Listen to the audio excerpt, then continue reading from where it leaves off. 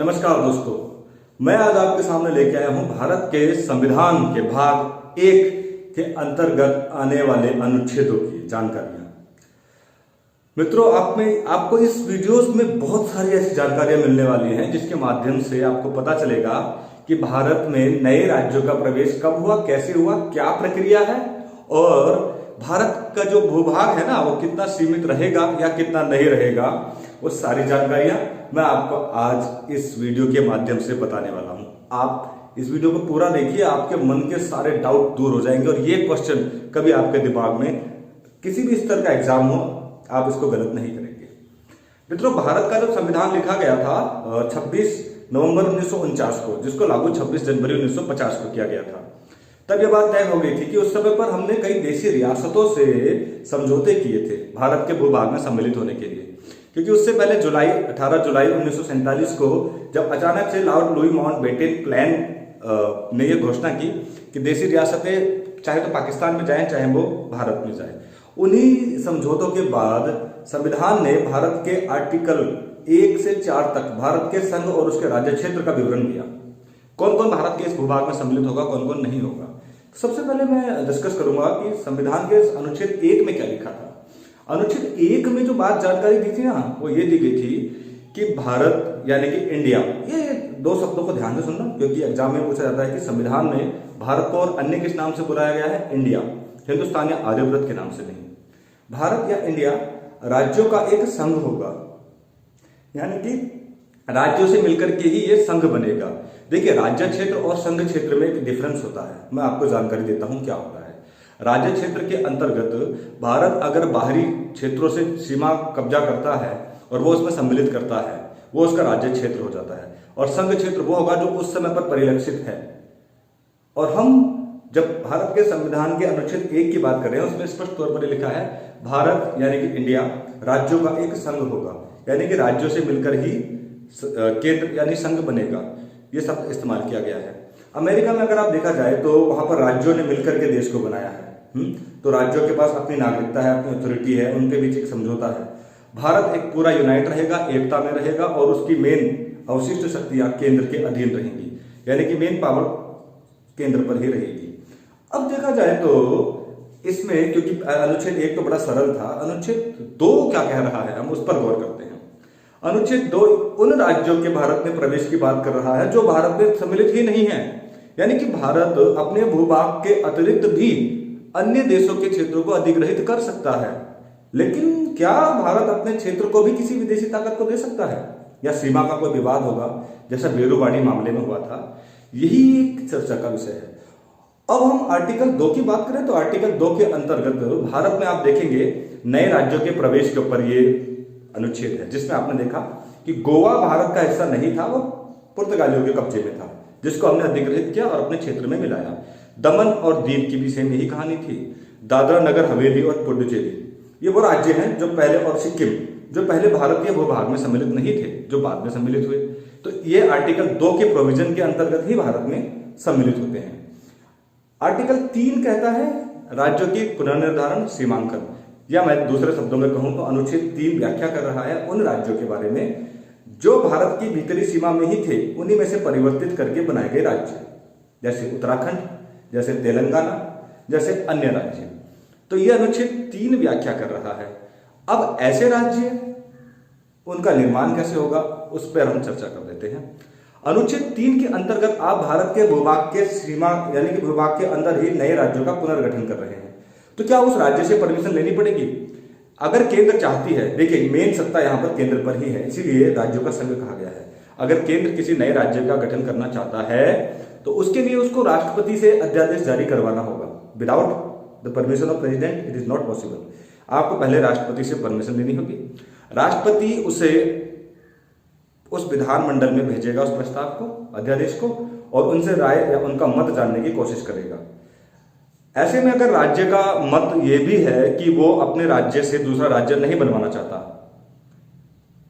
तब भी प्रेसिडेंट चाहे तो उनकी मांग नहीं मानेगा, यानी कि राष्ट्रपति मात्र उनकी सहमति या असहमति के लिए ही उनको वो अध्यादेश देता है कि आपकी क्या इच्छा है, मगर उनकी इच्छा मानने के लिए प्रेसिडेंट बाध्य नहीं है। उनके ना कहने के बाद भी वो अध्यादेश संसद में जाएगा, केंद्र में, और केंद्र उसको साधारण बहुमत से ही पास कर देगा और नए राज्य का इस तरह से गठन हो जाएगा। ये एक तरीका है एक नए राज्य के गठन का, जो आपको पता होना चाहिए। सबसे पहले प्रेसिडेंट अध्यादेश जारी करता है और उस अध्यादेश को वो उससे संबंधित विधानमंडल में भेजता है, जहां उनकी राय ली जाती है और उनकी राय मानना या ना मानना राष्ट्रपति के पास है और राष्ट्रपति उसको संसद में भेजेगा। तो कुल मिलाकर के नए राज्य के गठन का सारा मामला किसके ऊपर है? संसद। कौन कर सकता है? संसद। इसका आंसर क्या होगा? संसद। आर्टिकल 3 ध्यान से आपने जानने की कोशिश करी है। आर्टिकल 4 कहता है कि अनुच्छेद 2 और अनुच्छेद 3 के अंतर्गत होने वाले नए राज्यों के गठन के लिए संविधान में संशोधन करने की आवश्यकता नहीं है। आप एक अनुसूची है ना, अनुसूची 1, जिसमें जितने राज्य आप नए बनाते जाएंगे अनुसूची 1 में डालते जाइए। लिस्ट है ना वो तो संविधान की अलग से, तो उस अनुसूची में आप नए नए राज्यों को भेजते जाइए। इसके लिए संविधान में संशोधन करने की आवश्यकता नहीं है। मगर फिर भी आप देखेंगे जो दूसरे देशों से लिए गए हिस्से हैं ना, उनके लिए संविधान में संशोधन होगा। गोवा के लिए होगा, उसके अतिरिक्त भी होगा। हाँ, तो हम यानी कि पौंडीचेरी के लिए भी होगा, दमन दीव के लिए भी होगा।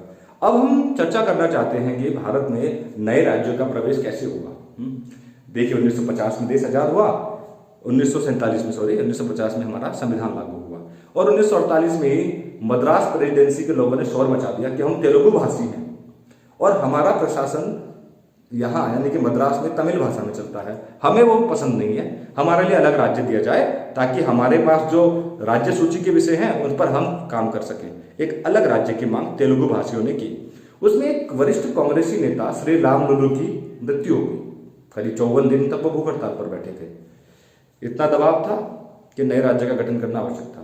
तुरंत एस.के. धर समिति बनाई गई और एस.के. धर समिति को यह काम सौंपा गया कि नए राज्यों का जो हम एंट्री करना चाह रहे हैं, उन दिनों भारत के संविधान में जो राज्य थे ना, वो 4 भागों में विभाजित कर रखे थे, क्योंकि समझौते के अंतर्गत ही इस भूभाग को भारतीय सीमा क्षेत्र में सम्मिलित किया गया था। ध्यान से सुनिएगा। पहले सूची के 9 राज्य वो थे जो सीधे ब्रिटिश सत्ता के कंट्रोल में थे, जिन पर ब्रिटिश डायरेक्ट हुकूमत किया करते थे। जो बड़े राज्य थे उनको पहले भाग में रखा गया, क्योंकि अब वो सीधे सत्ता हस्तांतरित हो चुकी है भारतीयों के हाथ में। उन पर सीधे अधिकार इंडियंस का था। भाग ख के अंतर्गत भी 9 राज्य थे और ये वो राज्य थे जो अप्रत्यक्ष रूप से अंग्रेजों के शासन में आते थे, यानी कि देशी रियासतें अंग्रेजों के अंडरशिप में चला करती थी। अब उसमें देशी रियासतों का भी एक बड़ा हाथ था, इसीलिए इनको भाग ख में रखा गया। भाग ग में थे ब्रिटिश कमिश्नर यानी ब्रिटिश आयुक्तों के राज्य, जो 10 थे गिनती के। भाग ग में थे ये 10 राज्य और भाग ख घ उसमें एकमात्र राज्य था जिसको हम केंद्र शासित प्रदेश के तौर पर जानते हैं, अंडमान और निकोबार द्वीप समूह। अब इनको व्यवस्थित रूप से रखने की प्रक्रिया आरंभ हुई, क्योंकि देशी रियासतों का तो खात्मा होना ही था। वैसे भी लोकतंत्र स्थापित हो गया है तो उनका वजूद अब नहीं रहेगा। ऐसे में 1948 में तेलुगु इस मूवमेंट ने बड़ी दिक्कतें खड़ी कर दी। एक समिति बनाई गई एस.के. धर। उस समिति का काम यह तय करना था कि नए राज्यों का प्रवेश क्या प्रशासनिक इकाई के तौर पर रखा जाए, यानी कि क्षेत्रफल, जनसंख्या, इन चीजों को देख करके नए राज्यों का गठन किया जाए या भाषाई आधार पर। एस.के. धर समिति ने दिसंबर 1948 को अपनी रिपोर्ट सौंपी और अपनी रिपोर्ट में एस.के. धर समिति ने कहा, दिसंबर 1948 की एस.के. धर समिति ने इसको सिरे से खारिज कर दिया कि भाषा के आधार पर किसी राज्य का पुनर्गठन नहीं कराया जाएगा। फिर एक उसमें कुंजरू और पडिक्कर जैसे लोग बाद में जुड़ेंगे अलग आयोग में। फिर एक जेवीएम, जवाहरलाल नेहरू, वल्लभ भाई पटेल और इन लोगों की एक अलग से कमेटी बनी जेबीएम के नाम से। उन्होंने देखा तो उन्होंने भी यही प्रस्ताव रखा कि भाई भाषा के आधार पर हम राज्यों का पुनर्गठन नहीं कर सकते। इससे वो आंदोलनकारी और भड़क गए कि भाई क्या करना चाह रहे हैं आप, हम अपने राज्य के लिए नए राज्य की मांग कर रहे हैं जो तेलुगु भाषी हैं आंध्र प्रदेश के, और आप कह रहे हो कि भाषा के आधार पर कोई राज्य का पुनर्गठन नहीं होगा। आंदोलन ने जोर पकड़ा। 1953 में सरकार मजबूर हो गई और सरकार को मजबूर होकर आंध्र प्रदेश का गठन करना पड़ा। अब सिर्फ आंध्र प्रदेश के गठन से बात नहीं खत्म होने वाली। अब अन्य राज्य भी अपने भाषा के आधार पर नए राज्य के गठन की मांग करने लगे और मजबूरन 1953 में एक फजल अली आयोग बनाया गया। अब उनसे कहा गया कि आप गौर करिएगा इस बात पर कि क्या राज्यों का गठन हम भाषा के आधार पर कर सकते हैं। फजल अली आयोग के इस समिति में एक पाटीकार थे, एक कुंजरू थे, 3 सदस्य इसमें सम्मिलित हुए और उन्होंने बताया हाँ, आप भाषा के आधार पर राज्य का पुनर्गठन कर सकते हैं, मगर एक ही भाषा उस राज्य की गठन की नीड या जरूरत बनेगी, ये संभव नहीं है।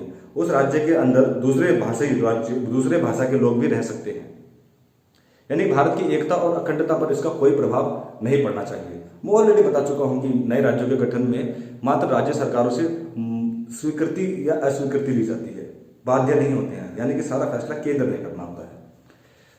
यही मांग जब आगे बढ़ी तो 1956 में ये फजल अली आयोग की रिपोर्ट आई और आंध्र प्रदेश तब एक नया राज्य बन गया और फजल अली आयोग ने रास्ते खोल दिए अन्य भाषाई लोगों के लिए कि आप भी मांग करिएगा।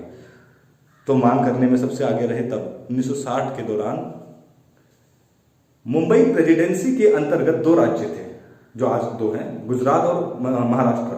1956 से पहले देश में कुल 14 राज्य थे और 6 केंद्र शासित प्रदेश थे।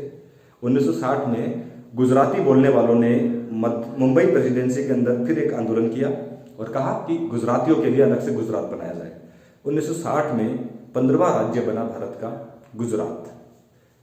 ये मांग अभी नहीं रुकेगी। देखिएगा 1954 में भारत के दादरा नगर हवेली पर कब्जा कर रखा था, आपको पता होगा, और उन विदेशियों से उस जमीन को छुड़ाने के बाद 1961 में 10वां संविधान संशोधन किया गया और दादरा और नगर हवेली को भारत का एक केंद्र शासित प्रदेश घोषित किया गया। ये आर्टिकल 2 के तहत हुआ और जो गुजरात बना था वो आर्टिकल 3 के तहत बना था। आपको मालूम होगा कि जो हमारे क्षेत्र में सम्मिलित नहीं है वो आर्टिकल 2 के अंतर्गत आएंगे। मैं ऑलरेडी इससे पहले इस पर डिस्कस कर चुका हूँ। अच्छा, और उसके बाद यही स्थिति थी कसम कस 1959 तक, 1959 तक गोवा और दमनदीव की, जो पुर्तगालियों ने अपने कब्जे में कर रखे थे, उनको आज़ाद कराना था। गोवा को तो जबरदस्ती हमने आज़ाद कराया और उनको भारत के भूभाग में सम्मिलित किया गया। शुरू में दोनों को केंद्र शासित प्रदेश बनाया गया। 12वां संविधान संशोधन हुआ और गोवा को और साथ में दमनदीव को केंद्र शासित प्रदेश बनाया गया 1961। अब नेक्स्ट ईयर पुडुचेरी नाम का एक और फ्रेंच कॉलोनी बना हुआ था 1954 से। 8 सालों से उसको हमने अधिग्रहित किया था, ना तो राज्य में डाल रखा था ना केंद्र शासित प्रदेश में। 1962 में 14वां संविधान संशोधन हुआ और पुडुचेरी को भी भारत का केंद्र शासित प्रदेश बनाया गया। वहीं नागालैंड के लोगों ने विरोध किया 1963 में असम का हिस्सा हुआ करता था नागालैंड, उन्होंने विरोध किया, उसको भी तुरंत भारत का केंद्र शासित प्रदेश घोषित कर दिया गया और 1963 तक भारत में 15 राज्य और 9 केंद्र शासित प्रदेश हो गए थे। 9 अब तो 10 हो गए हैं देखा जाए तो, क्योंकि दादरा नगर हवेली, दमनदीव, गोवा और नागालैंड, ये 4 केंद्र शासित प्रदेश और जुड़ गए। 14/6 था, अब 15/10 हो गया। 15वां राज्य कौन सा बना? गुजरात। ठीक, अब 1966 के बाद क्या ये मांग रुकेगी? क्योंकि 66 में तो नागालैंड बन गया। ये राज्य बनाने का सिलसिला भाषा के आधार पर आगे भी जारी रहा। 1972 में कुछ और नए राज्य बनते हैं। उन राज्यों में आते हैं हमारे मिजोरम जैसे राज्य, जो तब बनते रहे। ये एक प्रक्रिया लंबी है, चलती रहेगी 27, 28, 29वें नंबर तक। जब उत्तराखंड, झारखंड और तेलंगाना बनेगा तो ये प्रक्रिया चलती रहेगी। लेकिन उस सिस्टमैटिक तरीके को मैंने आपके सामने रखा, एसके धर समिति को, फजल अली आयोग की उस रिपोर्ट को जिसमें इनको परमिशन मिली। और इस तरह से भारत के अनुच्छेद 1, 2, 3, 4 परिभाषित करने लगे भारत के राज्य क्षेत्र को। और एक इसमें मैटर है जो हम कहेंगे कि क्या भारत अपने भूभाग को विदेशी लोगों को ट्रांसफर कर सकता है? 1960 में बेड़ूबारी वाले मामले पर, क्योंकि कुछ भूभाग सीमा का एक मैटर था जिसमें कुछ भूभाग पाकिस्तान को देना था, तो समस्या हो गई, केंद्र ने दे दिया, कोर्ट में मामला चला गया। आप अपने क्षेत्र को दे कैसे रहे हैं? हम तो लेने की ताकत रखते हैं। चलिए इस मैटर पर हम, जब कोर्ट के कई विषय है ना, गोलकनाथ मामला, बेड़ूबारी मामला, केशवानंद भारती मामला, उन सब पर एक पूरा गहन अध्ययन करेंगे तो डिस्कस करेंगे। फिलहाल भारत के संविधान का भाग 1 मैंने कंप्लीट कर दिया। अब अगले अध्याय में हम संविधान की इस सीरीज में भाग 2 यानी नागरिकता पर बात करेंगे। आपको ये वीडियो कैसा लगा तो बताइएगा जरूर। हाँ, इस बार